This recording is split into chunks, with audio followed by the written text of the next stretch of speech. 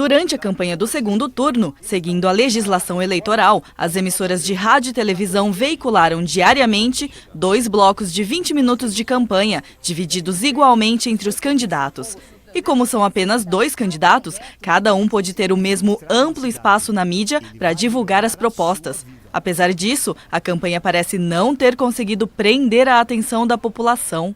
Eu acho que teria que ter mais tempo para avaliar mais ainda, para saber se realmente o que eles falam, essa proposta é verdadeira ou não. É pouco tempo, não dá para ver todas as propostas. Está bem parecido as propostas, a gente tem que avaliar mais o histórico deles e alguma coisa diferencial que eles estão propondo entre eles.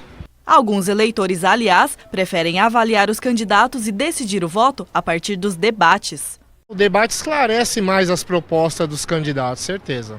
Ajuda bastante. Eu já estou com o meu candidato já resolvido. Além dos 20 minutos diários de propaganda eleitoral, cada candidato tem direito a 35 inserções de 30 e 60 segundos na programação da TV. Para preencher todo esse tempo, uma das maiores dificuldades foi o orçamento.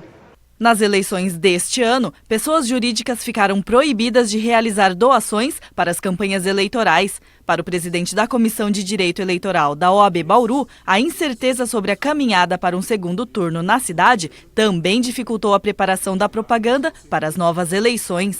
As campanhas foram ao ar 48 horas após os resultados do primeiro turno. Eles tiveram que preencher muito espaço com jingles. Então eles ficaram com as canções, com imagens, porque a produção de externas, aquelas gravações em loco, elas demandam tempo, demandam uma produção, e isso não foi possível realizar nesse período. Então poderia ter sido utilizado esse espaço por um debate maior, para uma apresentação mais detalhada e aprofundada das suas propostas.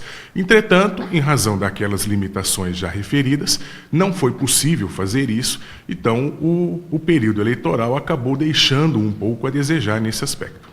O advogado acredita que as regras serão reavaliadas para as próximas eleições. Nós temos que levar em consideração que houve uma boa vontade do legislador em estabelecer estas regras.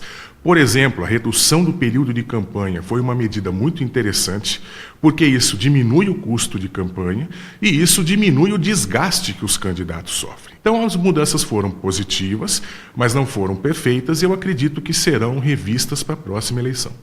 Mesmo com falhas, as campanhas com tempo maior nos meios de comunicação podem beneficiar a população.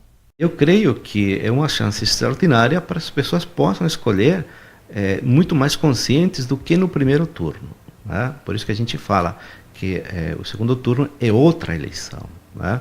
Onde as forças ficam mais ou menos igualitárias. O professor da Unesp avalia que alguns pontos precisam ser mais bem explicados pelos candidatos. Por exemplo, a origem da verba para cumprir algumas promessas realizadas. Muitas das propostas que foram colocadas são inviáveis, né? Estamos num momento muito difícil, economicamente falando, e com isso, evidentemente, a concretização de muitas propostas seria muito caro para o município, depende de dinheiro de fora, das alianças que o pessoal mostrou que tem fora Bauru, e isso, no momento atual, sabemos que é muito complicado, porque foi aprovada uma medida provisória do governo Temer que limita o gasto público. Então, é necessário atentar para esse ponto e, de alguma forma, tomar muito cuidado com as propostas para que elas sejam muito bem fundamentadas, para que possam entrar em editais, ser muito bem apadrinhado, para poder conseguir alguma coisa em termos de dinheiro a fundo perdido para o município. Porque o orçamento do ano que vem claramente já está estourado.